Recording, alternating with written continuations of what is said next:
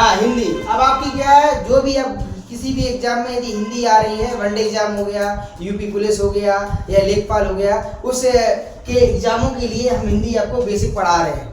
अब एक क्लास आपकी प्रथम क्लास है आपकी, जो हिंदी आपको बेसिक तरीके से आपको पढ़ा रहे हैं।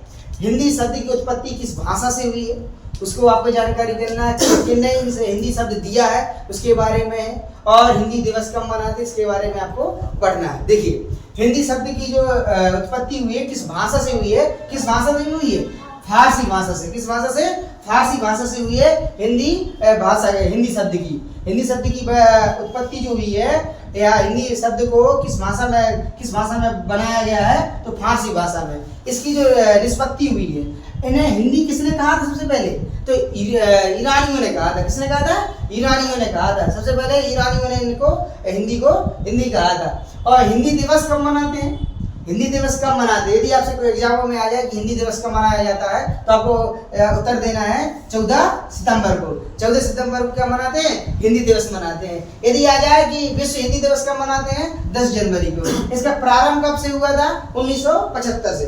1975 से आपका विश्व हिंदी दिवस मनाने का प्रारंभ हो गया था। ये कहाँ पर हुआ था प्रारंभ, नागपुर से। कहाँ से, नागपुर से प्रारंभ हुआ था हिंदी दिवस मनाने का। यदि हिंदी दिवस आ जाए 14 सितंबर को मनाते हैं, विश्व हिंदी दिवस आ जाए 10 जनवरी को मनाते हैं। कब से प्रारंभ हुआ है, 1975 से। कहाँ से प्रारंभ हुआ, नागपुर से प्रारंभ हुआ था। यदि आ जाए अंतर्राष्ट्रीय मातृभाषा दिवस, यदि ये क्वेश्चन आ जाए अंतर्राष्ट्रीय मातृभाषा दिवस कब मनाते हैं, 21 फरवरी को। कब मनाते हैं, 21 फरवरी को। हिंदी से आपके एग्जामों में या यूपी में हो गया एसआई के लिए, जिस भी एग्जामों में यदि आपकी क्या हिंदी आती है, उसमें आपको क्या किया जाता है, पूछा जाता है कि कैसे कैसे क्वेश्चन आ जाते हैं। कभी हिंदी दिवस पूछ दिया जाता है, हिंदी दिवस कब मनाते हैं, 14 सितंबर को मनाते हैं। कभी वो पूछ देता है विश्व हिंदी दिवस कब मनाते हैं, तो 10 जनवरी को मनाते हैं। और कब से प्रारंभ हुआ है, 1975 से। कहाँ से प्रारंभ हुआ था, नागपुर से। आगे अंतर्राष्ट्रीय मातृभाषा दिवस आ जाता है क्वेश्चनों में आपके एग्जामों में, तो आप क्या बताएंगे उसका आंसर, 21 फरवरी को अंतर्राष्ट्रीय मातृभाषा दिवस मनाते हैं। आपको आंसर देना है। अब आ जाए भारतीय संविधान में हिंदी को मान्यता दी गई थी। कब आपको मान्यता, हिंदी को कभी राष्ट्रभाषा नहीं, हाँ भारतीय संविधान में हिंदी मान्यता दी गई है 14 सितंबर 1949 से। क्या है, 14 सितंबर 1949 को अपनी मान्यता मिली थी, पर जो मान्यता मिली थी राष्ट्रीय भाषा के रूप में नहीं मिली थी। राष्ट्रीय भाषा के रूप में नहीं मिली है, राजकीय भाषा के रूप में मिली है। इसमें बहुत से विवाद चले हैं, क्योंकि हर राज्य का व्यक्ति अपनी राज्य की भाषा को प्राथमिकता देना चाहता था कि मेरी राज्य की भाषा राष्ट्रीय बन जाए। इस प्रकार के बहुत से विवाद चले हैं जो आपको प्रारंभ में। इसलिए किसी भी भाषा को राष्ट्रीय भाषा का मान्यता नहीं दी गई है, और दी किसकी गई है, राजकीय भाषा। जो हिंदी है वो कैसी भाषा है, राजकीय भाषा है, और आपकी राष्ट्रीय नहीं है। जो हिंदी है कैसी भाषा है, राजकीय भाषा है, ना कि राष्ट्रीय। अब इसमें आपने इस प्रकार से आपके यदि क्वेश्चन आ रहे हैं, इस प्रकार आपको क्या करना है, उत्तर देना है। अब क्या है, जैसे हिंदी व्याकरण। अब हिंदी व्याकरण का प्रारंभ कैसे हुआ है, मतलब कौन कौन सी चीजें आप पढ़ेंगे प्रारंभ में, व्याकरण क्या है, तो देखो इसमें ध्यान देना है। नियम, व्याकरण ही क्या है, नियम सिखाता है। व्याकरण क्या सिखाता है, नियम सिखाता है। व्याकरण जो सिखाता है क्या सिखाता है, नियम सिखाता है। नियम क्या है, किसी कार्य को शुद्ध रूप से करने का सर्वमान्य तरीका ही क्या कहलाता है, नियम कहलाता है। यदि किसी कार्य को यदि अपन को करना है, तो उसके हर चीज के लिए क्या होता है, एक नियम होता है। जैसे आपके क्या है, जिसे कहा जाए कि संवैधानिक क्या एक नियम है, संवैधानिक क्या नियम है, हमें नियम बताता है किस तरीके से हमें देश को चलाना चाहिए, किस तरीके से हमारे अधिकार होने चाहिए, सब क्या है, नियम बताता है। वही क्या है, व्याकरण है। व्याकरण हमें क्या सिखाती है, नियम सिखाती है। क्या सिखाती है, नियम सिखाती है। तो हिंदी कार्य को शुद्ध रूप से करने का सर्वमान्य तरीका क्या है, नियम होता है। क्या कहते हैं, नियम कहते हैं। आगे यदि भाषा परिभाषा व्याकरण की परिभाषा क्या है, किसी भाषा को शुद्ध रूप से पढ़ने, लिखने और बोलने का ज्ञान कराने वाले नियमों को क्या कहते हैं, नियमों के शास्त्र को क्या कहते हैं, व्याकरण कहते हैं। क्या कहते हैं, व्याकरण कहते हैं। व्याकरण किसे कहते हैं, कि जिससे हम क्या है, शुद्ध बोल सकते हैं, शुद्ध लिख सकते हैं, शुद्ध क्या कर सकते हैं, अपन पढ़ सकते हैं। शुद्ध लिख सकते हैं, लिखने के लिए, शुद्ध बोलने के लिए और शुद्ध पढ़ने के लिए किसकी आवश्यकता पड़ती है? व्याकरण की पड़ती है। क्योंकि शुद्ध लिखने के लिए, शुद्ध पढ़ने के लिए और शुद्ध बोलने के लिए किन की जरूरत पड़ती है? नियमों की जरूरत पड़ती है। किसकी पड़ती है? नियमों की पड़ती है। और जब हमें नियम तभी ज्ञान होगा, तभी हमें उसका ज्ञान प्राप्त होगा जब हम क्या पढ़ेंगे? व्याकरण पढ़ेंगे। किसको पढ़ेंगे? व्याकरण। व्याकरण यही सिखाती है कि हमें क्या करना है? नियम, किस प्रकार हमें क्या करना चाहिए? पढ़ना चाहिए। किस प्रकार हमें बोलना चाहिए? सही शुद्ध रूप से बोलना। बोलता तो सारी चीज है, पर शुद्ध रूप से बोलना। पढ़ते हर लोग है, पर शुद्ध रूप से पढ़ने को ही क्या कहते हैं? व्याकरण कहते हैं। और पढ़ने को, लिखने को और बोलने को क्या कहते हैं? अपन व्याकरण कहा जाता है। उसी प्रकार आप भाषा, भाषा क्या है? भाषा से क्या कह सकते हैं आप? भाषा के बारे में आप क्या जानेंगे? देखो, जिसके द्वारा हम अपने भावों और विचारों को दूसरों तक पहुंचाते हैं तथा दूसरों के भावों और विचारों को सुनते और समझते हैं, उसे भाषा कहते हैं। बिना लैंग्वेज के, बिना भाषा के इंसान जीवित नहीं रह सकता।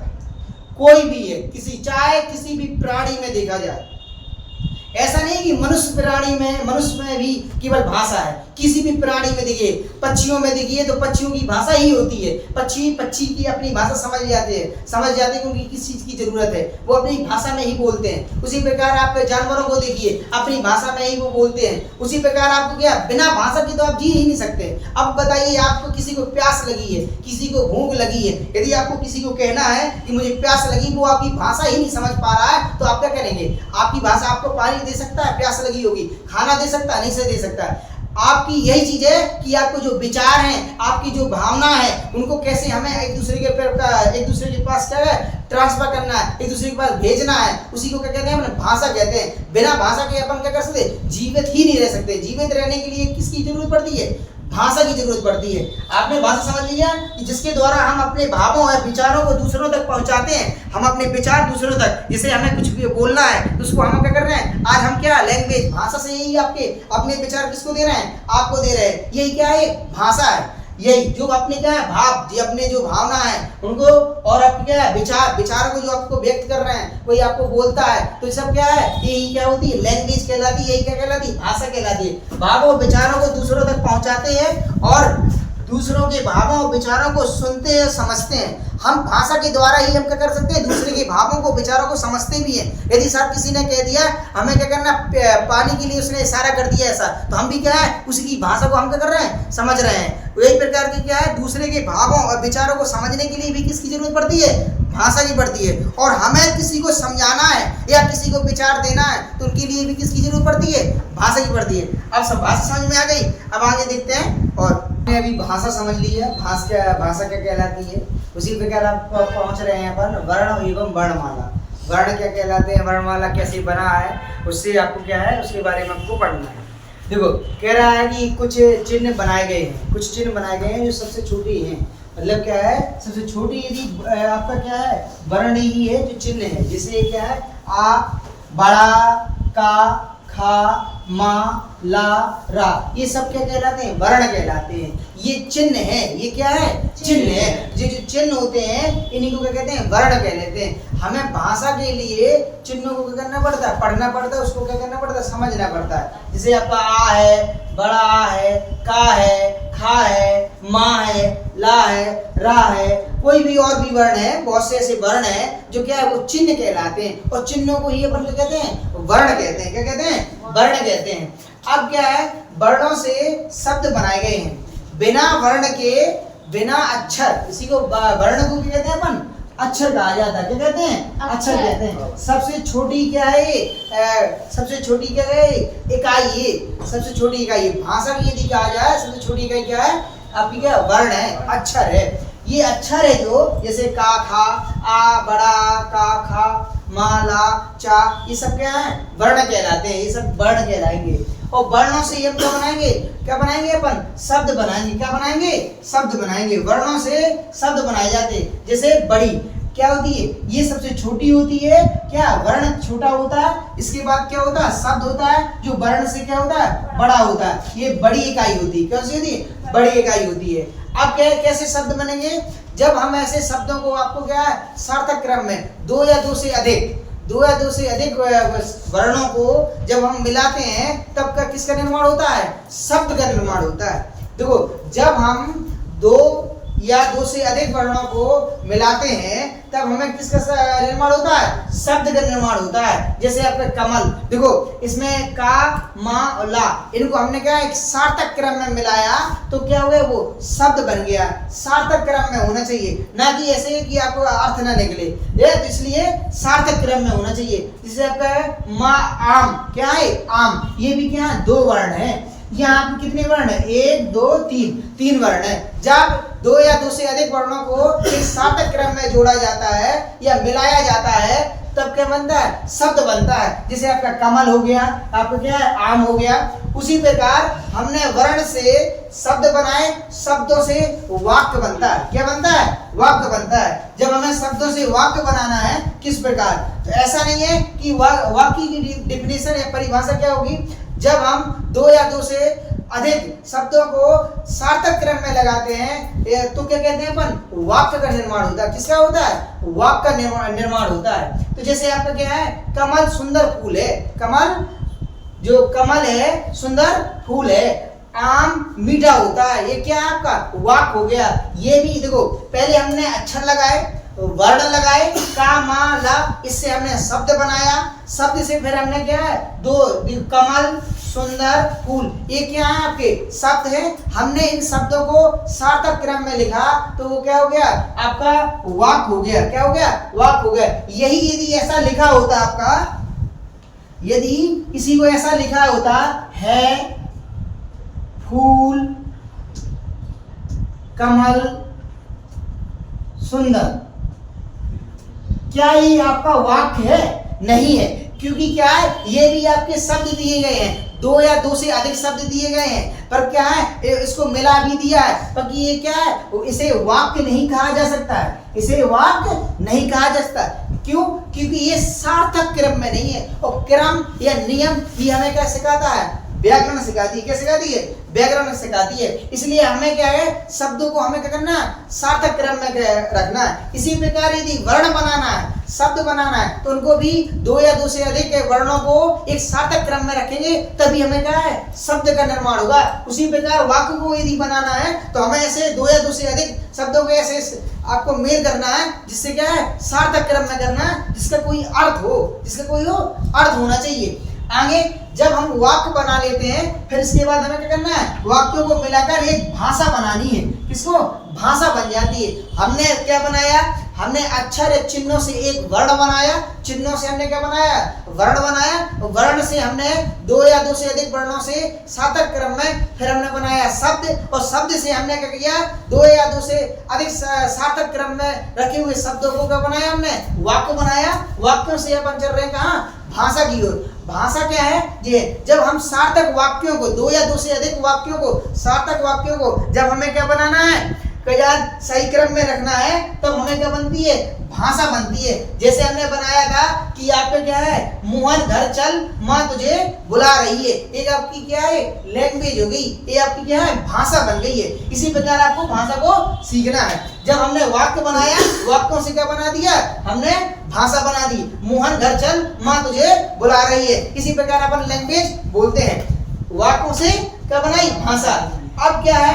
यदि आपसे पूछा जाए कि लिखित भाषा की सबसे छोटी इकाई क्या होगी, तो वर्ण होगी। यदि आपसे पूछा जाए लिखित भाषा की सबसे छोटी इकाई क्या है? वर्ण है। क्योंकि आपने अक्षर ही से क्या बनाया था? सबसे छोटा है। अक्षर से हमने क्या बनाया? छोटा अक्षर। अक्षर से हमने शब्द बनाया, शब्द से क्या बनाया? वाक्य बनाया। वाक्य से क्या बनाई? भाषा बनाई। तो सबसे छोटा क्या हो गया आपके पास? वर्ण हो गया, अक्षर ही हो गया। अक्षर से लिखित भाषा की सबसे बड़ी इकाई कहा जाए तो क्या आपकी? भाषा है। क्योंकि हमें क्या? भाषा के बाद अब क्या बनाएंगे? कुछ बनाएंगे? नहीं बना सकते। तो हमने क्या दिया? भाषा बना दिया। यही आपकी क्या है? भाषा है। तो लिखित भाषा की सबसे बड़ी इकाई यदि कहा जाए भाषा, हमने भाषा बना दिया। आगे यदि परिभाषा कहा जाए वर्ण, वर्ण भाषा की सबसे छोटी और एवं अविभाज्य इकाई है। इसको देखो, यदि आपका लिखा हुआ है आ, ये आपका अक्षर है, ये आपका चिन्ह है, ये आपका वर्ण है। अब इसको आप बताइए विभाज्य कर सकते हैं? इसको आप खंड के रूप में लिख सकते हैं? नहीं लिख सकते हैं। ये अविभाज्य क्या है, अविभाज्य है।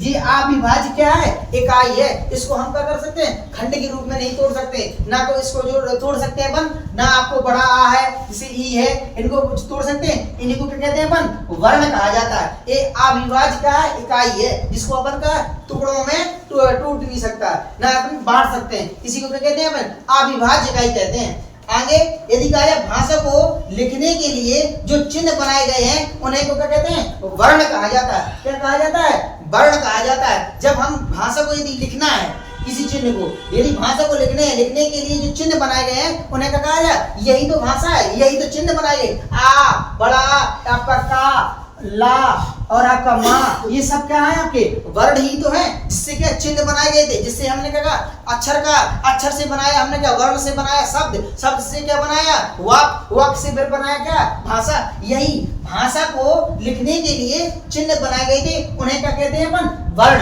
यदि वर्ण की परिभाषा आ जाए इस तरीके से अपन लिख सकते हैं। आगे यदि परिभाषा वर्ण भाषा की सबसे छोटी और अविभाज्य इकाई है। ये सबसे क्या है, छोटी अविभाज्य इकाई है, जिसको हम खंड के रूप में या तोड़ नहीं सकते हैं, इसे बांट नहीं सकते हैं। आप देखिए, यदि जैसे कमल है, कमल को अपन बांट सकते हैं, जैसे का और प्लस माँ प्लस ला, इनको अपन बांट सकते हैं, इसको अलग कर सकते हैं। पर आप यदि कहा जाए कि यदि का को मतलब इसको यदि आप का को बांटेंगे तो नहीं बांट सकते हैं, इसको छोटे विभाज्य नहीं कर सकते। इसी प्रकार आपको क्या करना है, बांटना नहीं है। अब देखते हैं आगे। आपने अभी पढ़ लिया है कि भाषा किसे कहते हैं, शब्द किसे कहते हैं, वाक्य किसे कहते हैं, और भाषा कैसी आपको बनी। आपने वर्ण से शब्द पढ़ा, शब्द से वाक्य पढ़ा, वाक्य से भाषा पढ़ी, इसी क्रम में पढ़ा था। जैसे आपने क्या है, सबसे बड़ी इकाई यदि कहा जाए कि लिखित भाषा की तो क्या है, भाषा ही है। क्या भाषा है। आप इस तरीके से आपको जाना है, इस तरीके से आपको जाना, नीचे से ऊपर की ओर। कहाँ जाना है, नीचे से ऊपर की ओर। तो सबसे यदि बड़ी कहा जाए तो भाषा है, और सबसे छोटी कहा जाए वर्ण है। क्या है, वर्ण है। तो वर्ण से आपने क्या बनाया था, शब्द बनाया था। वर्ण से क्या बनाया था, शब्द बनाया था। शब्द से क्या बनाया, वाक्य बनाया, और वाक्य से क्या बनाई, भाषा बनाई। आप किसी प्रकार जैसे आपने भाषा बनाई थी तो क्या पहले वर्ण बनाए। जैसे आपके भाषा क्या है, मोहन पेड़ पर मत चढ़, घर चल, माँ क्या कर रही है, बुला रही है। ये आपकी भाषा है। भाषा के पहले क्या है, आपका वाक्य है। आपने क्योंकि वर्ण था, वर्ण से आपने वर्ण है। जैसे देखो, यदि वर्ण लिखने का शुद्ध क्या रूप होता है, कैसे आप लिख सकते हैं। जैसे आपका मोहन है, क्या है, मोहन है। मोहन एक क्या शब्द है, शब्द से आपका मोह प्लस हा प्लस ना, ये सब क्या है, वर्ण है। क्या है, वर्ण है। पर ये शुद्ध नहीं है, इसको अपन खंडित कर सकते हैं। तब खंडित कर सकते हैं जब किसी यदि स्वर को खंडित नहीं कर सकते हैं, जिसमें क्या हो, जिसमें व्यंजन और स्वर दोनों हो। क्या हो, स्वर और व्यंजन दोनों हो। इसमें क्या है, आपको यदि शुद्ध रूप लिखेंगे व्याकरण की दृष्टि से, ऐसे तो आपने देख लिया मो प्लस हा और प्लस ना, ये आपने वर्ण लिख लिए कि ये 3 वर्ण है। बाकी यदि व्याकरण की दृष्टि से आप देखेंगे तो इसको कैसे लिखेंगे। देखिए, माँ को आप लिखेंगे माँ हलंत लगा के। यदि कहा जाए माँ का शुद्ध रूप व्यंजन में कैसा लिखेंगे, इसी प्रकार हलंत लगा के लिखेंगे। और इसमें मात्रा किसकी लगी है, ओ की मात्रा लगी है, हमने ओ लगा दिया। हा है, हा को हमने हलंत लगा के लिखा। किसी भी यदि व्यंजन को लिखना है तो बिना हलंत लगाए, यदि आप इसको का लिख रहे हैं तो ये आपका व्यंजन नहीं है, ये व्यंजन नहीं है। क्योंकि इसमें क्या है, आपके दो है। क्या, एक तो स्वर है, इसी में क्या है, व्यंजन है। क्या है, व्यंजन। इसको केवल व्यंजन नहीं बोला जा सकता, का को व्यंजन नहीं बोला जा सकता, ना ही इसको स्वर बोला जा सकता, क्योंकि इसमें दोनों का क्या है, सम्मिलित रूप है। स्वर भी है और व्यंजन भी है। व्यंजन कब बोला जाएगा, जब हम का में हलंत लगा देंगे। क्या लगाएंगे, का में हलंत लगा देंगे, तब इसे क्या कहेंगे, व्यंजन है। ये आपका शुद्ध रूप है व्यंजन का। इसी प्रकार यदि माँ लिखा है तो ये व्यंजन नहीं है, क्योंकि इसमें क्या है, स्वर है। यदि माँ में यदि माँ में हलंत लगा देंगे तो क्या है, व्यंजन मांगे। ये आपका व्यंजन का क्या है, शुद्ध रूप है। ऐसा आपको लिखने का तरीका होना चाहिए व्याकरण दृष्टि से। व्याकरण दृष्टि यही आपको बताती है कि लिखने का, बोलने का और पढ़ने का सही तरीका। आगे आपने इनको मोहन को आपने बोला किस प्रकार से, तो मोहन में कितने वर्ण हैं, 1 2 3 4 5 6 वर्ण दिए गए। मोहन में कितने वर्ण दिए? 6 वर्ण दिए गए। इसी प्रकार आपको कितने वर्ण? 6 वर्ण। अब आपने वर्ण समझ लिए कि वर्ण कैसे बने हुए हैं। अब वर्ण से हमने क्या बनाया था? शब्द बनाया था। जब हम क्या कर सकते हैं? दो या दो से अधिक शब्दों को दो या दो से अधिक वर्णों को सार्थक क्रम में जब हम लिखते हैं उसे क्या कहते हैं? अपन शब्द कहा जाता है। क्या कहा जाता है? शब्द। हमने दो या दो से अधिक वर्णों को सार्थक क्रम में लिखा, शब्द का निर्माण हुआ। और जब हमने दो या दो से अधिक सार्थक शब्दों को एक व्यवस्थित रूप में रखा तो वाक्य का निर्माण हुआ। किसका निर्माण हुआ? वाक्य का निर्माण हुआ। और वाक्य के बाद जब हमने दो या दो से अधिक सार्थक क्रम में हमने वाक्यों को रखा तो किसका निर्माण हुआ? भाषा का निर्माण हुआ।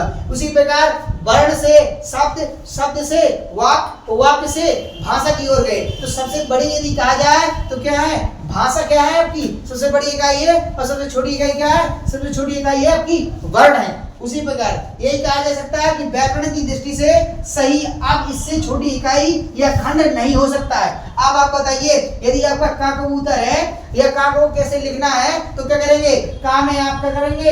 हलंत लगा देंगे। क्या करेंगे? का में हलंत लगा देंगे प्लस आ। इससे यदि आप खंडित कर दें, इससे अभी और छोटा कर दें तो नहीं कर सकते हैं। यही आपकी अविभाज्य इकाई कहलाती है। क्या कहलाती है? अविभाज्य इकाई कहलाती है। इसके बाद और आगे देखते हैं। आपने अभी भाषा, वाक्य और आपका वर्ण ये सब कुछ पढ़ लिया है। अब अपन चल रहे हैं वर्णमाला की ओर। किसकी ओर? वर्णमाला की ओर। वर्णमाला है क्या है?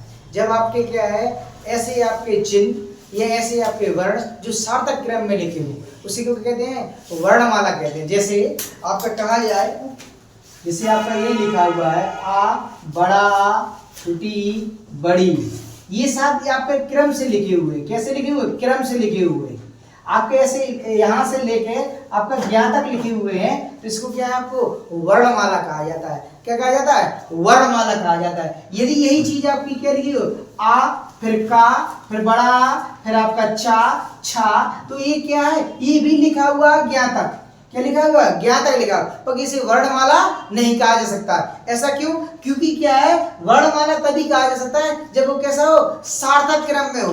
और कैसा होता है? सार्थक क्रम में हो। ऐसे वर्ण जो सार्थक क्रम में लिखे हो उन्हें क्या होते हैं? वर्णमाला कहा जाता है। जैसे आ से ज्ञातक सार्थक क्रम होना चाहिए, उसे वर्णमाला कहते हैं। ऐसा नहीं होना चाहिए आ, का, आ, चा ऐसा लिखा हो और ज्ञातक लिखा हो तो उसको हम वर्णमाला कहते हैं। ऐसा नहीं, वो सार्थक रूप में लिखे होने चाहिए। अब आपको क्या करना है? वर्णमाला को कितने भागों में बांटा गया है अब आपको पढ़ना है।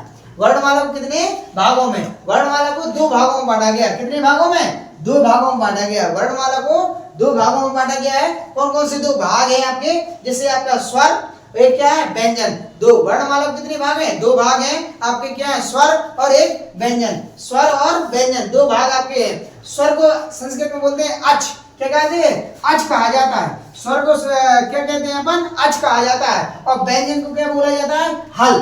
व्यंजन को आपको हल कहा जाता है और स्वर को क्या कहते हैं? अच कहा जाता है। स्वर अच होता है और व्यंजन हल कहते हैं अपन। अब क्या है? स्वर किसे कहते हैं? आपने स्वर पढ़ा दिया। वर्णमाला को 2 भागों में बांटते हैं, एक स्वर और एक क्या है? व्यंजन है। बाकी आपका स्वर किसे कहते हैं और आपका क्या व्यंजन किसे कहते हैं उसके बारे में देखते हैं। स्वर की डेफिनेशन, स्वर की परिभाषा क्या करेंगे अपन? कह रहा है स्वयं रजन्ते इति स्वरा।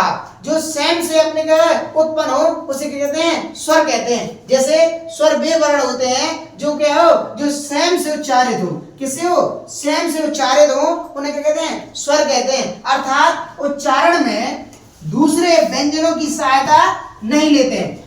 स्वरों को बोलने के लिए किसी भी व्यंजन की जरूरत नहीं होती है। स्वरों को बोलने के लिए किसी भी व्यंजन की जरूरत नहीं होती। वो स्वयं से क्या होते हैं? प्रधान होते हैं। वो स्वयं से क्या होते हैं? उनका खुद का क्या है? ध्वनि होती है। वो स्वयं क्या होते हैं? बोलते हैं। आगे निकलने वाली जो ध्वनि होती है, वायु होती है, निकलने वाली वायु मुख से सीधा बाहर निकल जाती है, उसे क्या कहते हैं? स्वर कहा जाता है। यदि निकलने वाली जो वायु होती है वो सीधा निकल जाती है तो उसे क्या कहते हैं? स्वर कहा जाता है। आगे अब आपने स्वर पहचान लिया जो किसी की सहायता से नहीं बोले जाते हैं, उन्हें स्वर कहा जाता है। अब व्यंजन, व्यंजन जब भी बोले जाते हैं, व्यंजन उसे कहते हैं जब भी बोले जाते हैं तो क्या होता है? वो स्वरों की सहायता से बोले जाते हैं। किसकी सहायता से? स्वर की सहायता से। व्यंजन कभी भी अकेले या अकेले नहीं बोले जाते हैं, उनको किसकी सहायता जरूर ली जाती है? स्वरों की सहायता ली जाती है। उसी प्रकार वे वर्ण जो स्वर के सहारे बोले जाते हैं, किसके सहारे? स्वर के सहारे। किसी भी व्यंजन को आप अकेले नहीं बोल सकते सिंगल में, उन्हें क्या कहते हैं अपन? व्यंजन कहा जाता है। क्या कहा जाता है? व्यंजन कहा जाता है। कह रहे वे वर्ण जिनके उच्चारण में निकलने वाली वायु मुख के अलग अलग, कहां से? अलग अलग उच्चारण स्थानों को स्पर्श करती हुई क्या होती है? बाहर निकलती है। उच्चारण के जो आपकी ध्वनि होगी, जो आपकी वायु होगी, व्यंजन जब आप बोलेंगे तो जो उच्चारण स्थान है आपके, वो अलग अलग स्थानों से क्या होते हैं? टकराते हुए, स्पर्श करते हुए क्या होती है? वो निकलती है बाहर। उसे क्या कहते हैं अपन? व्यंजन कहते हैं। या उसे स्पर्श करते हुए या छूती हुई बाहर निकलती है, उसे क्या कहते हैं अपन? व्यंजन कहा जाता है। अब व्यंजन यदि कहा जाए कि इसमें आपके व्यंजन कितने, स्वर कितने होते हैं? 11 स्वर होते हैं। व्यंजन कितने होते हैं आपके? 33 व्यंजन होते हैं। यदि कहा जाए हिंदी में आपके स्वर कितने होते हैं? 11, और व्यंजन कितने होते हैं? 33 व्यंजन होते हैं। अब देखते हैं आगे। हमने अभी तक आपने समझ लिया है स्वर किसे कहते हैं, व्यंजन किसे कहते हैं, व्यंजन की परिभाषा क्या होती है, स्वर की परिभाषा क्या है। अब क्या है, अब आपको देखना है कि भाषा की सबसे छोटी मौखिक इकाई यदि पूछा जाए, यदि आपसे पूछा जाए कि भाषा की सबसे छोटी मौखिक इकाई क्या होती है, तो आप क्या बताएंगे? ध्वनि। क्या होती है? ध्वनि होती है। सबसे भाषा की सबसे छोटी इकाई यदि मौखिक कहा जाए तो कौन सी होती है? ध्वनि होती है। सबसे छोटी इकाई मौखिक क्या होगी? ध्वनि होगी भाषा की।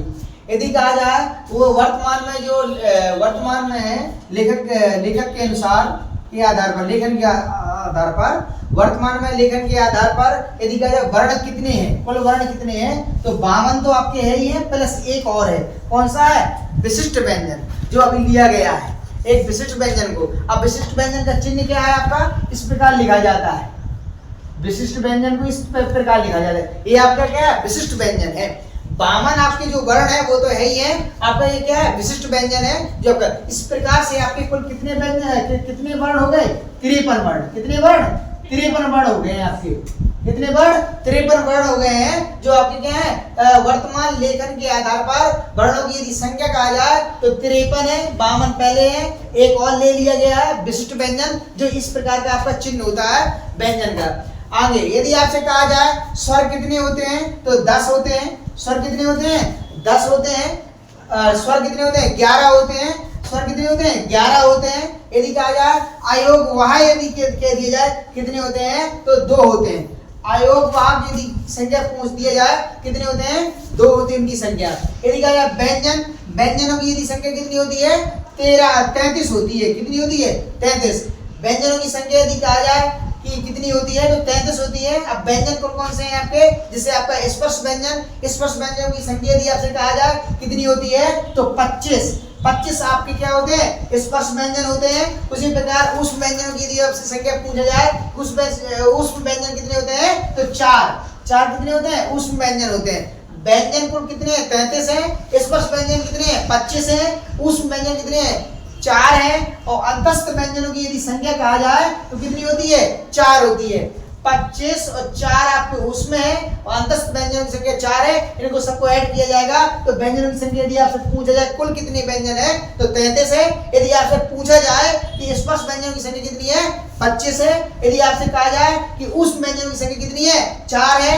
यदि आपसे कहा जाए कि अंतस्थ व्यंजनों की संख्या कितनी है, तो क्या है? 4 है। कुल टोटल यदि व्यंजनों की संख्या कहा जाए तो 33 है। यदि कहा जाए संयुक्त व्यंजन की संख्या कितनी है आपके पास, तो 4 है। यदि क्वेश्चन में आपसे पूछा जाए कि संयुक्त व्यंजन की संख्या कितनी है, 4 है। यदि कहा जाए उत्क्षिप्त व्यंजन, इसको क्या कहते हैं अपन? उत्क्षिप्त व्यंजन कहा जाता है। उत्क्षिप्त व्यंजन का एक और आपका उपनाम होता है द्विगुण व्यंजन। क्या होता है? द्विगुण। आप द्विगुण व्यंजन को उत्क्षिप्त व्यंजन भी बोलते हैं, और आपको उत्क्षिप्त व्यंजन को द्विगुण व्यंजन कहते हैं। आपको कहीं क्वेश्चन आपको द्विगुण व्यंजन से लिखकर आ जाएगा, कहीं आपका क्या आएगा? उत्क्षिप्त व्यंजन। तब उसकी संख्या यदि पूछा जाए तो कितनी होती है? 2 होती है। कौन सी होती है? 2 होती है। अब आगे यदि आपसे क्वेश्चनों में ये भी आ जाता है कि कामता प्रसाद गुरु के अनुसार कुल वर्णों की संख्या यदि कहा जाए कितनी है, तो 43 होती है। कितनी वर्ण होते हैं? 43 वर्ण होते हैं। यदि कहा जाए कि कामता प्रसाद गुरु के अनुसार वर्णों की यदि कुल वर्णों की संख्या यदि कहा जाए कितनी होती है 43 होती है। ऐसे आपके क्वेश्चन आते रहते हैं। अब आगे यदि आपसे कहा जाए उच्चारण के आधार पर यदि कहा जाए स्वर कितने हैं, ऐसा क्वेश्चन पूछ दिया जाए उच्चारण के आधार पर स्वरों के वर्णों की संख्या कितनी है, तो आप क्या बताएंगे 10 बताएंगे। कितने होते हैं 10 होते हैं। यदि क्या कहा जाए उच्चारण के आधार पर स्पर्श व्यंजनों की संख्या कितनी है, तो 25 बताएंगे। कितने बताएंगे 25। यदि कहा जाए उच्चारण के आधार पर उस व्यंजनों की संख्या कितनी है, तो 4 बताएंगे। फिर यदि कहा जाए कि आपका क्या अंतस्थ व्यंजनों की संख्या कितनी है उच्चारण की दृष्टि से, तो आप बताएंगे 4। और 2 गुण व्यंजनों की कहा जाए या आपका क्या है उच्छिष्ट व्यंजनों की संख्या यदि आपसे पूछा जाए तो आप क्या बताएंगे 2 होती है। 2 गुण उच्छिष्ट व्यंजनों को ही कहते हैं। इसमें कुल कितने हो गए आपके पास, आपका 10 जी हो गए। और फिर आपके इतने कितने थे आपके पास 33 25 हो जाएंगे। कितने हो जाएंगे 25। तो आप जोड़ेंगे कुल कितना हो जाएगा 45 वर्ण। यदि कहा जाए उच्चारण के आधार पर कितने वर्ण होते हैं 45, यदि जोड़ा जाएगा तो स्वर 10 है। आपके 25 35 जी हो गए, 10 जी 45 वर्ण हो जाएंगे। कितने हो 45 वर्ण। आपका 10 स्वर है और आपके स्पर्श व्यंजन कितने हैं 25 हैं। उस व्यंजन कितने हैं 4 हैं।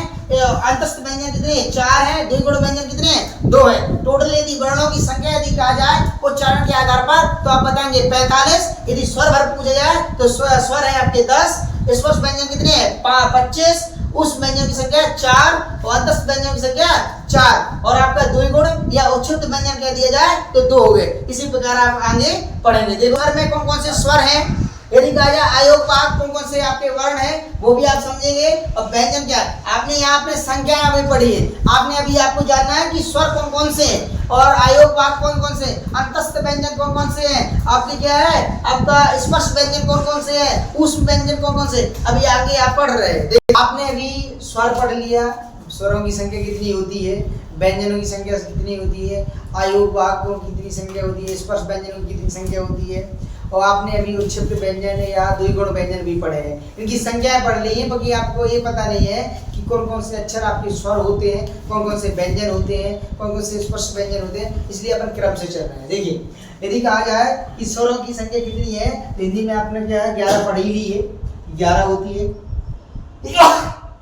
अब कौन कौन से हैं उनको ध्यान देना है। कौन कौन से स्वर हैं, छोटा आ जैसे आ है, आ बड़ा है, छुट्टी बड़ी है, छोटा ऊ बड़ा ऊ, ऋषि है, ए आय ओ आओ। ये कितने हैं आपके 1 2 3 4 5 6 7 8 9 10 11। ये क्या है आपके 11 स्वर हैं जो आपके क्या है हिंदी में। हिंदी में यदि कहा जाए स्वरों की संख्या कितनी है 11 है। कौन कौन से हैं आप देख लीजिए, ये सभी क्या है स्वर हैं।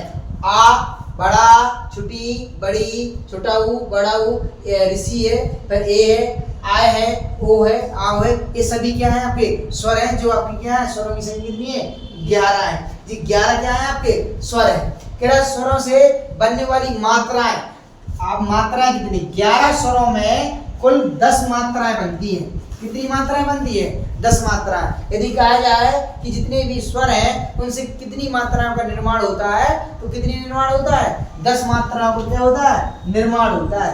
10 मात्राओं को क्या होता है निर्माण होता है। ये आपकी 10 मात्राएं आपकी क्या होगी निर्माण होगी। मात्राएं कितनी बनेगी 11 स्वरों में 10 मात्राएं बनेगी। अब आपका कहा जाए कि स्वरों के विभाजन क्या है, स्वर का विभाजन कितने भागों में बांटा गया है, स्वर कितने प्रकार का होता है उसके बारे में आपको समझना है, उस प्रकार आपको सीखना है। देखिए कहा जाए पहला आपका भाग क्या है रचना या बनावट की दृष्टि से स्वर के भेद। यदि कहा जाए या आपके क्वेश्चन में आ जाए कि रचना या बनावट की दृष्टि से स्वर के कितने भेद होते हैं तो आपको बताना है 3 प्रकार के होते हैं। कितने प्रकार के 3 प्रकार के। यदि कहा जाए रचना या बनावट की दृष्टि से स्वर के कितने भेद होते हैं तो 3 होते हैं। 3 प्रकार से क्या होते हैं बनते हैं इनके। कौन कौन से हैं वे 3 प्रकार आपके, कौन कौन से 3 भेद हैं आपके स्वर के रचना या बनावट की दृष्टि से तो कौन कौन से। पहला है आपका मूल स्वर, पहला मूल स्वर है, दूसरा आपका दीर्घ स्वर है, तीसरा आपका क्या है संयुक्त स्वर है। यदि कहा जाए रचना या बनावट की दृष्टि से स्वरों के कितने भेद होते हैं, तो कितने होते हैं? 3 होते हैं। मूल स्वर, दीर्घ स्वर और आपका क्या है? संयुक्त स्वर। अब मूल स्वरों की कितनी संख्या होती है? मूल स्वर कौन कौन से हैं, कैसे आप पहचानेंगे, इसके बारे में देखो। मूल स्वर की परिभाषा, वे स्वर जो सबसे पहले बने होते हैं, सबसे पहले जो बने हुए हैं तथा अन्य स्वर जिनसे मिलकर बनते हैं उन्हें क्या कहते हैं? मूल स्वर कहते हैं। उन स्वरों को कहते हैं मूल स्वर जिनसे क्या होते हैं? और स्वरों की क्या होती है? उत्पत्ति होती है, उनका क्या होता है? निर्माण होता है, उन्हें क्या कहते हैं? मूल स्वर कहा जाता है। जैसे आ, छोटा, छुटी, छुटाऊ, छुटीरी, ये क्या है? 4 क्या है आपके? मूल स्वर हैं। कितने मूल स्वर? 4 मूल स्वर हैं। जो क्या है आपके? 4 मूल स्वर। मूल स्वरों की यदि संख्या आपसे पूछा जाए कितनी है? 4। इन चारों से ही 11 क्या हुआ? 11 आपके स्वरों का क्या हुआ? निर्माण हुआ है। इन्हीं स्वरों से क्या हुआ? निर्माण हुआ है। 11 स्वरों का निर्माण हुआ है। इसी प्रकार आपकी क्या है? आपका जो आधार है, जो मूल क्या होता है? मूल का मतलब क्या है? आधार। यदि स्वरों का जो निर्माण हुआ है इन्हीं 4 स्वरों से हुआ है, इसलिए इनको क्या कहा गया है? मूल स्वर कहा गया। क्या कहा गया है? मूल स्वर कहा गया। मूल स्वरों की संख्या कितनी है? 4 है। उसी प्रकार अब आपका क्या है? मूल स्वर आपने पढ़ लिया। अब पढ़ना है आपको दीर्घ स्वर। क्या पढ़ना है? दीर्घ स्वर। अब दीर्घ स्वर का मतलब क्या होता है? बड़ा। दीर्घ स्वर का मतलब क्या होता है? बड़ा। पर किससे है बड़ा है? वो बड़ा है तो किससे बड़ा है? मूल स्वर से। किससे बड़ा है? मूल स्वर से। क्या है? किससे बड़ा है? किससे? मूल स्वर से बड़ा होता है। जो आपका दीर्घ स्वर होता है वो मूल स्वर से बड़ा होता है। बाकी दीर्घ स्वर की कैसे उत्पत्ति हुई है, कौन कौन से दीर्घ स्वर है, कैसे बनते हैं, उसका देख लीजिए।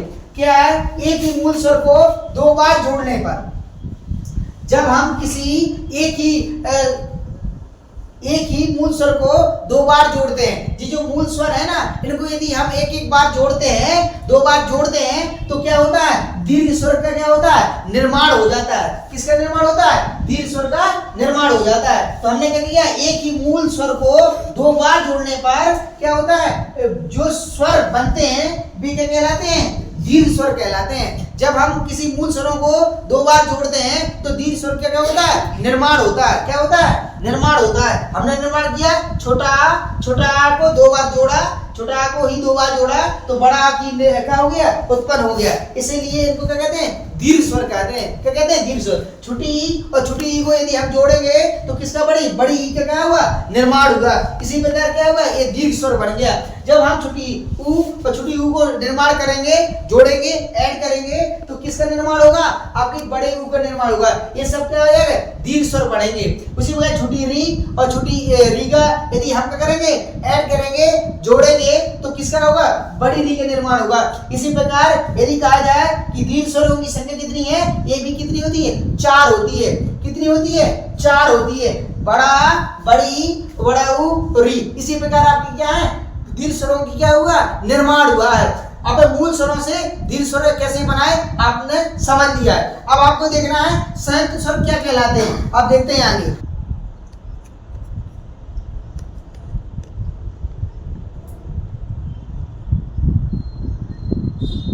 आपने भी गजात बनावट या रचना के आधार पर आपने पढ़ लिए। अब आपको क्या है? 2 प्रकार पढ़ लिए हैं आपने। एक आपका मूल स्वर पढ़ लिया है, एक आपने दीर्घ स्वर पढ़ लिया है। अब आपको देखना है संयुक्त स्वर। कौन सा स्वर? संयुक्त स्वर। संयुक्त स्वर किसे कहते हैं? जुड़ा हुआ। संयुक्त मतलब क्या होता है? जुड़ा हुआ। क्या जुड़ा हुआ? स्वर जुड़ा हुआ। उसमें स्वर को ही जोड़ते हैं, उसे कहते हैं संयुक्त स्वर कहते हैं। क्या कहते हैं? संयुक्त स्वर कहते हैं। जैसे कम से कम 2 स्वर होते हैं। कितने स्वर होते हैं? कम से कम 2 स्वर होते हैं। कम से कम उसमें कितने स्वर होते हैं? 2 स्वर होते हैं। कम से कम 2 स्वर होते हैं। कितने स्वर? 2 स्वर होते हैं। परिभाषा, जब 2 अलग-अलग स्वर क्या होते हैं? 2 अलग-अलग स्वर होते हैं, वो आपस में जुड़कर एक स्वर बनाते हैं तो उसे क्या कहते हैं? अपन संयुक्त स्वर कहते हैं। क्या कहते हैं? संयुक्त स्वर कहते हैं। जब 2 अलग-अलग स्वर क्या होते हैं? जब 2 अलग-अलग स्वर आपस में जुड़कर एक स्वर बनाते हैं तो उसे संयुक्त स्वर कहा जाता है। क्या कहा जाता है? संयुक्त स्वर कहा जाता है। जैसे छोटा और बड़ा इनको मिलना है किसके साथ? छोटी ई और बड़ी ई के साथ, तो किसका निर्माण कर देंगे? ए का निर्माण है। अब क्वेश्चन में कैसे आ जाता है? कभी कभी ये आ जाता है कि ए का निर्माण किससे हुआ? ए का निर्माण किससे हुआ है, किन किन स्वरों से हुआ है। तो आप क्या बताएंगे, छोटा, बड़ा, छोटी, बड़ी, इन स्वरों से मेल से ए का निर्माण हुआ। किस स्वर का, ए स्वर का क्या हुआ, निर्माण हुआ। उसी प्रकार यदि कहा जाए छोटा, बड़ा, ए, आय से किससे हुआ, किसका निर्माण हुआ, आय स्वर का निर्माण हुआ। किसका हुआ, आय स्वर का निर्माण हुआ। यदि आपसे कहा जाए कि आपका आय स्वर का निर्माण किन स्वरों से हुआ है, किन से, छोटा, बड़ा, ए, आय, इन स्वरों का क्या हुआ, आय का क्या हुआ, निर्माण हुआ है, इससे वो बना हुआ है। उसी प्रकार यदि आपसे कहा जाए कि ओ का निर्माण किससे हुआ है, ओ का, तो छोटा, बड़ा, छोटी ऊ, बड़ी ऊ, इन स्वरों को जब हमने मिलाया है तब हमें किसका निर्माण हुआ है, ओ का निर्माण हुआ है। ऐसा ही आपको क्या ऑप्शन में दे देगा, ओ का निर्माण किन स्वरों से हुआ है, कहीं आपको आ लगा देगा, कहीं ई लगा देगा, फिर ई लगा देगा। इसलिए आपको ध्यान देना है, छोटा प्लस बड़ा प्लस छोटा ऊ प्लस बड़ा ऊ, इन सबके मेल से ओ का निर्माण हुआ। किसका हुआ, ओ का निर्माण हुआ। उसी प्रकार छोटा प्लस बड़ा प्लस ओ और आओ, इन स्वरों से मेल से किसका हुआ, आ का निर्माण हुआ। किससे हुआ, आ का निर्माण हुआ। यदि कहा जाए जो संयुक्त स्वर है 1 2 3 4, चार संयुक्त स्वर है, संयुक्त स्वर की यदि संख्या कहा जाए कितनी होती है, तो आप बताएंगे 4 होती है। कौन कौन से, ए, आय, ओ, आओ, ए, आय, ओ, आओ, ए, आय, ओ, आओ, ये 4 स्वर है जो क्या है, संयुक्त स्वर है।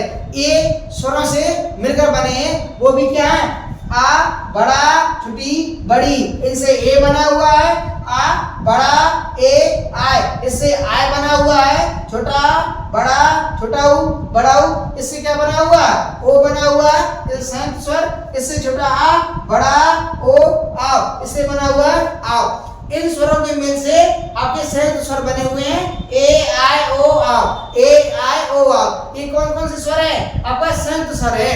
कौन कौन स्वर है, संयुक्त स्वर है। उसी प्रकार ये आपने तीनों आपने टाइप पढ़ चुके हैं, कौन कौन से, रचना और बनावट की दृष्टि से। अब आपको पढ़ना है मात्रा के आधार पर स्वर के भेद। आपने जो 3 प्रकार पढ़े हैं, मूल स्वर, दीर्घ स्वर और आपका संयुक्त स्वर, ये होते हैं रचना और बनावट की दृष्टि से।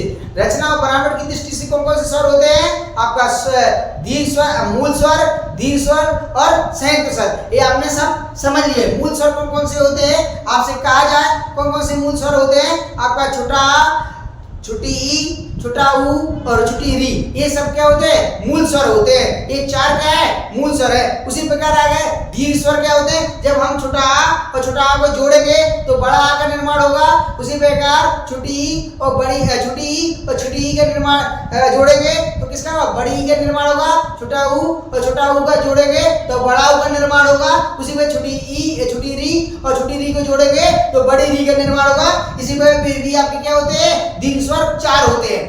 अब आपको क्या था, संयुक्त स्वर, तो संयुक्त स्वर को इस प्रकार आपको याद करना है। तो आपने समझ चुके हैं कि आपका मूल स्वर कितने होते हैं और आपका क्या होता है कि दीर्घ स्वर कितने होते हैं और संयुक्त स्वर कितने होते हैं। अब आप चल रहे हैं मात्रा के आधार पर स्वर के भेद। मात्रा के आधार पर स्वर के भेद कितने होते हैं, किसी स्वर के उच्चारण में, किसी स्वर के उच्चारण में लगने वाला जो समय मात्रा की दृष्टि से 3 प्रकार का होता है। समय कितने प्रकार, 3 प्रकार के होते हैं। यदि कहा मात्रा के आधार पर स्वर के भेद कितने थे, 3। कौन कौन से हैं आपके, ह्रस्व स्वर, दीर्घ स्वर और प्लुप्त स्वर। कौन कौन से स्वर, 3 स्वर होते हैं, ह्रस्व स्वर, दीर्घ स्वर और प्लुप्त स्वर। अब आपको पढ़ना है कि ह्रस्व स्वर कौन होता है, दीर्घ स्वर कौन होता है, प्लुप्त स्वर होता है। आप देखते हैं आपको आगे किस प्रकार से, इसको आपको नोट करना है, आप नोट कर लीजिए।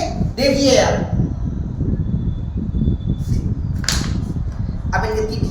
अभी रचना और बनावट के आधार पर आपने स्वर के भेद पढ़ चुके हैं। अब आपको पढ़ना है मात्रा के आधार पर स्वर के भेद। मात्रा के आधार पर स्वर के भेद कितने भेद थे, 3 भेद थे। कितने भेद थे, 3 भेद। आपके क्या है, एक स्वर, ये आपका ह्रस्व स्वर, एक था आपका क्या दीर्घ स्वर, एक तीसरा क्या था आपका प्लुप्त स्वर। यदि कहा जाए कि मात्रा के आधार पर, मात्रा के आधार पर स्वर के कितने भेद होते हैं? तो 3 भेद होते हैं। कितने भेद होते हैं? 3 भेद होते हैं। एक तो हास स्वर, एक क्या होता है? हास स्वर, दूसरा क्या होता है आपका? दीर्घ स्वर, तीसरा क्या होता है? प्लुप्त स्वर। कितने स्वर होते हैं? 3 स्वर होते हैं। मात्रा के आधार पर 3 स्वर होते हैं और रचना या बनावट के आधार पर 3 स्वर होते हैं। कितने स्वर होते हैं? 3 स्वर होते हैं।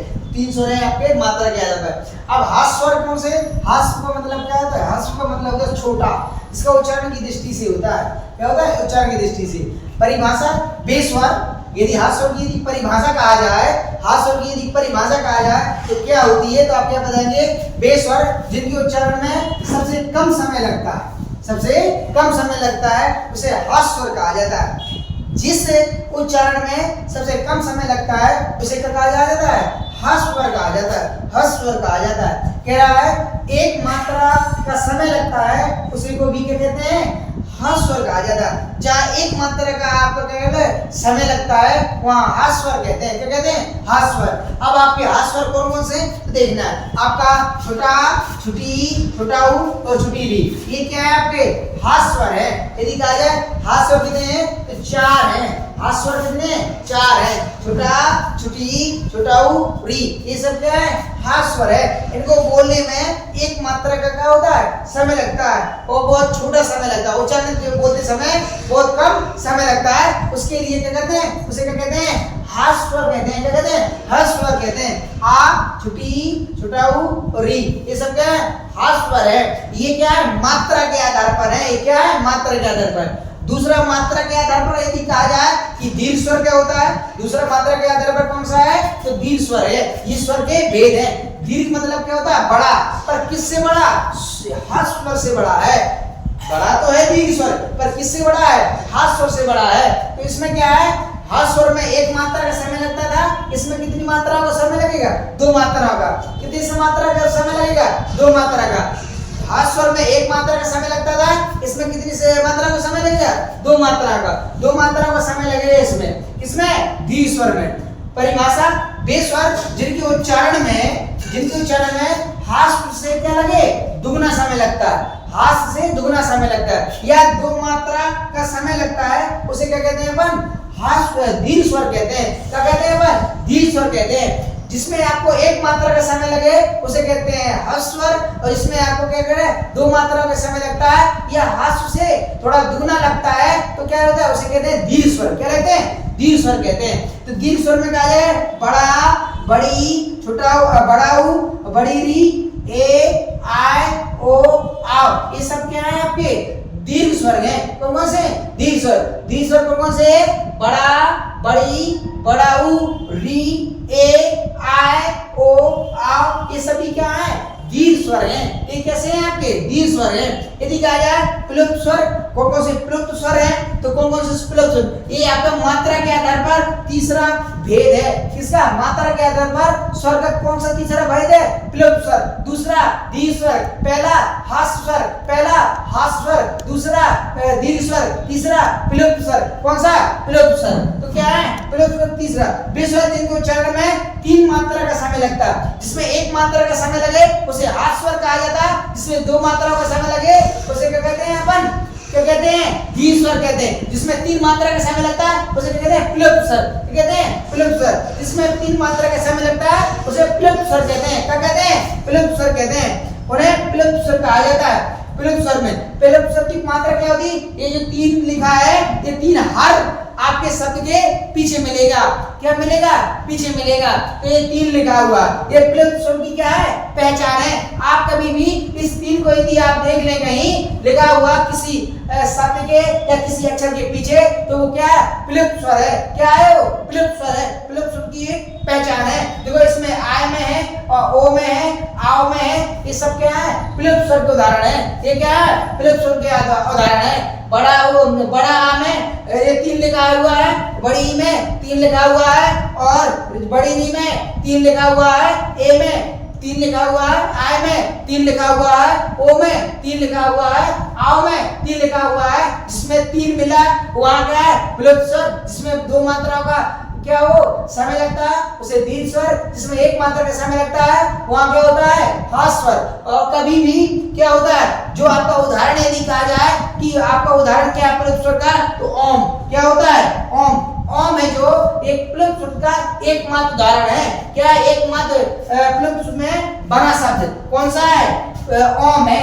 ओम है जो प्लुत स्वर में एक ही आपका क्या उदाहरण है।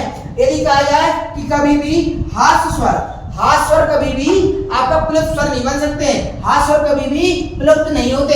यदि ऑप्शन में आ जाए कि हास स्वर प्लुत होते हैं नहीं होते, क्योंकि ये देखो दीर्घ होते हैं, बड़ा दीर्घ है, बड़ी दीर्घ है, बड़ी भी दीर्घ है, ए भी दीर्घ है, आए जितने भी दीर्घ होते हैं स्वर उसी से क्या बनता है प्लुत स्वर बनता है। जितने भी दीर्घ होते हैं उसी से क्या होता है प्लुत स्वर बनता है। तो प्लुत स्वर का पहचान क्या है 3, ये आपका 3 मिलेगा प्लुत स्वर के हर वर्ण के पीछे क्या होगा 3 मिलेगा, तो क्या है तो उसमें क्या प्लुत स्वर होगा। और प्लुत स्वर कभी प्लुत स्वर में एक उदाहरण कौन सा है ओम है, कौन सा है ओम है। और कभी भी हास कभी भी दीर्घ का उदाहरण मतलब प्लुत स्वर का उदाहरण नहीं हो सकता। हास जो हास होते हैं जो हस होते हैं जो स्वर होते हैं वो कभी भी प्लुत शब्द का निर्माण नहीं कर सकते। दीर्घ से ही प्लुत शब्द का क्या होगा निर्माण हो। जितने भी दीर्घ हैं वो सब प्लुत शब्द में उसके पीछे क्या लगा देना ये 3 लगा देना। ये आपकी मात्रा के आधार पर तीनों क्या थे भेद से स्वर के। अब आप अगली संडे को आपको क्लास ली जाएगी, किसी प्रकार आपको पढ़ाया जाएगा। देखिए अब इसको आप क्या कर दीजिए लिख लीजिए, देख लो। अब आगे आपको अगली संडे को आपको क्या है क्लास दी जाएगी, आपको सब लोगों को इसी प्रकार आपको पढ़ना है। किसी भी एग्जाम में हो, चाहे कोई यूपी पुलिस हो, चाहे लेखपाल हो या कोई भी आपका हो जिसमें आपकी हिंदी आती हो, इसी प्रकार को बेसिक तरीके से आपको पढ़ाया जाएगा। अब आगे देखते हैं।